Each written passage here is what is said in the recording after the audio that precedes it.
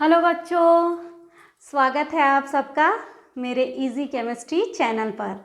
हम लोग आज क्लास 10th की चैप्टर 4 है ना, कार्बन और उसके यौगिक के आखिरी वीडियो पर आ चुके हैं। और आज भी हम बहुत इम्पॉर्टेंट चीज़ पढ़ने वाले हैं। वो है कौन सा? साबुन और अपमार्जक में अंतर, और साथ में साबुन कठोर जल में झाग क्यों नहीं देता जबकि अपमार्जक कठोर जल में झाग देते हैं। तो चलिए हम पढ़ते हैं, ठीक है। सबसे पहले हमने साबुन देख लिया था। अब हम साबुन में हमने क्या देखे थे कि ये लंबी श्रृंखला वाले कार्बोक्सिलिक अम्ल के सोडियम या पोटेशियम लवण होते हैं, ठीक है। और अब हम आज देखते हैं कि अपमार्जक क्या होता है। अपमार्जक यानी कि डिटर्जेंट है ना, अपमार्जक। तो ये भी कार्बोक्सिलिक अम्ल के ही लवण है, लेकिन ये लंबी श्रृंखला वाले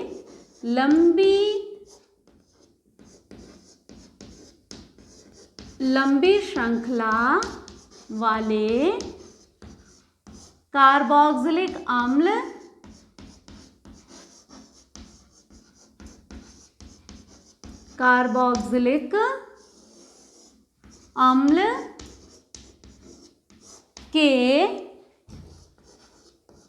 के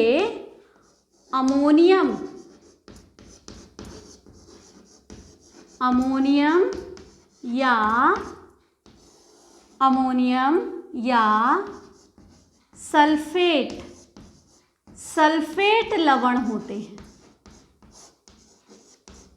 यानी वो क्या थे? सोडियम या पोटेशियम लवण थे, और ये सल्फेट या अमोनियम लवण होते हैं, ठीक है, ये अपमार्जक। और अब हम ये भी देख लेते हैं कि कठोर जल क्या होता है। कठोर जल वास्तव में उसमें कैल्शियम या मैग्नीशियम, ठीक है, इसके लवण होते हैं, कि कैल्शियम या मैग्नीशियम के लवण होते हैं। और अब हम देखते हैं कि साबुन जो होता है वह कठोर जल के साथ झाग उत्पन्न क्यों नहीं करता, है ना। साबुन कठोर जल के साथ, यानी कैसा जल? जिसमें कैल्शियम या मैग्नीशियम के लवण होते हैं, वैसे जल के साथ झाग क्यों नहीं बनाता। आपने देखा होगा कि कई बार हम साबुन लगाते हैं तो बहुत गंदला सा, यानी झाग नहीं निकलता बल्कि गंदला सा एक सफ़ेद फेस निकलता है। तो यानी कि ऐसे जल को आप समझ जाइए कि ये कठोर जल है और साबुन इसके साथ झाग नहीं देता।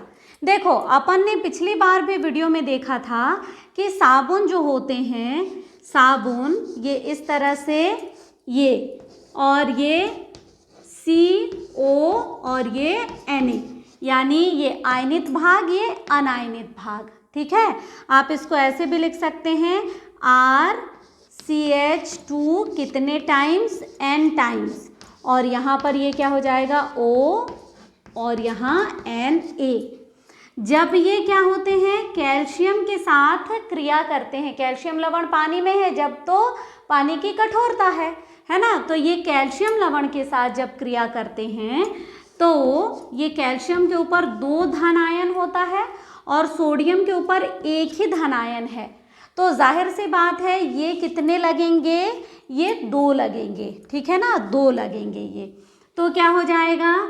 ये R यहाँ पर CH2 कितने टाइम्स? N टाइम्स, और यहाँ पर ये कितने? 2 लग जाएंगे, COO, और यहाँ ये O, यहाँ पर Ca, और यहाँ पर भी आ जाएगा ऐसा, और RCH2N टाइम्स, ठीक है ना।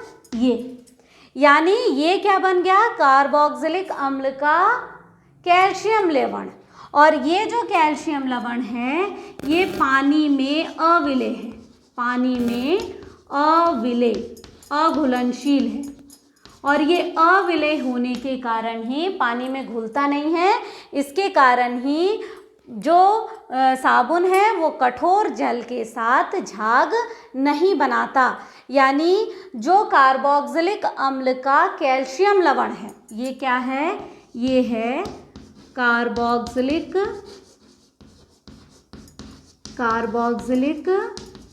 अम्ल का कैल्शियम लवण।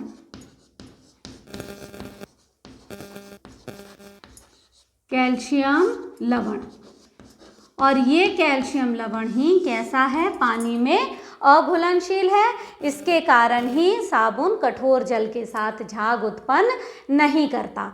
जबकि अमोनियम सॉल्ट या सल्फेट जो लवण है, सल्फेट लवण, ये जब कठोर जल के साथ क्रिया करेगा तो ये जो मतलब प्रेसिपिटेट बनाता है, अवक्षेप बनाता है, वो पानी में घुलनशील होने के कारण अपमार्जक जो है वो कठोर जल के साथ झाग देते हैं।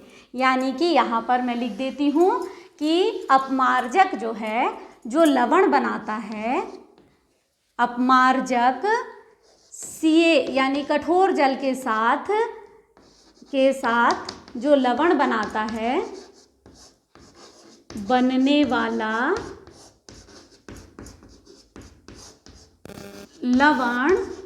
वाला लवण जल में विलय होता है, जल में घुलनशील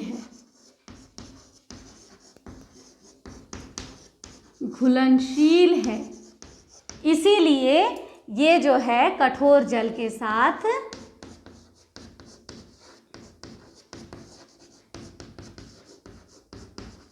झाग देते हैं।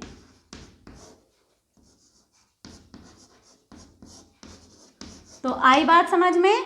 जो साबुन है ये कठोर जल के साथ झाग क्यों नहीं देते? क्योंकि कठोर जल में उपस्थित कैल्शियम या मैग्नीशियम लवण के साथ जो लवण बनता है वह पानी में अघुलनशील होता, अविलेय होता है। जबकि अपमार्जक के साथ जो लवण बनता है वो पानी में घुलनशील होता है।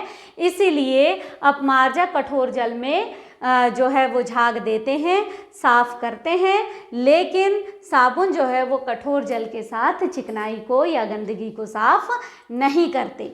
ठीक है, तो ये एक कारण हो गया। अब हम जल्दी से दोनों में अंतर लिख ले रहे हैं, तो इसको नोट कीजिए।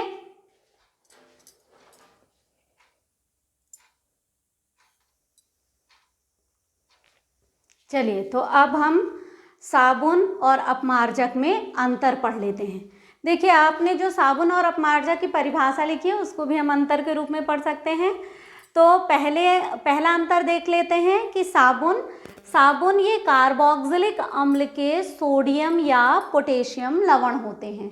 ये तो अपन ने देखा था कि साबुन कार्बोक्सिलिक अम्ल के सोडियम या पोटेशियम लवण होते हैं, जबकि अपमार्जक कार्बोक्सिलिक अम्ल के अमोनियम या सल्फोनेट लवण होते हैं। ठीक है, इसकी हमने संरचना सूत्र भी पढ़े थे। आप चाहें तो यहाँ पर भी दोनों की जगह आप दोनों की संरचना सूत्र भी लिख सकते हैं। ठीक है, दूसरा कि साबुन जो होते हैं ना, जब कोई जलाशयों में, नदी में, तालाब में या कहीं पर भी जब साबुन का उपयोग होता है तो ये पर्यावरण को बहुत अधिक प्रदूषित नहीं करते हैं, लेकिन अपमार्जक जो हैं वो पर्यावरण को बहुत अधिक प्रदूषित करते हैं। ठीक है, और अपमार्जक जब उपयोग करते हैं तो पानी भी बहुत अधिक लगता है। आप एक अंतर ये भी लिख सकते हैं, इसमें पानी की अधिक मात्रा लगती है और साबुन में पानी की कम मात्रा का उपयोग होता है। ठीक, और तीसरा कि ये मृदु जल के साथ, अभी अपन ने देखे कि ये मृदु जल के साथ झाग देते हैं, किंतु कठोर जल के साथ झाग नहीं देते। जबकि अपमार्जक कठोर जल और मृदु जल दोनों के साथ झाग उत्पन्न करता है। ठीक है, तो ये साबुन और अपमार्जक में अंतर हो गया। तो मेरे ख्याल से ये जो है ये आप लोगों ने बहुत अच्छे से पढ़ लिए होंगे, इनको याद कर लेंगे। ठीक है, तो बढ़िया है। तो इसको आप पढ़िए आराम से।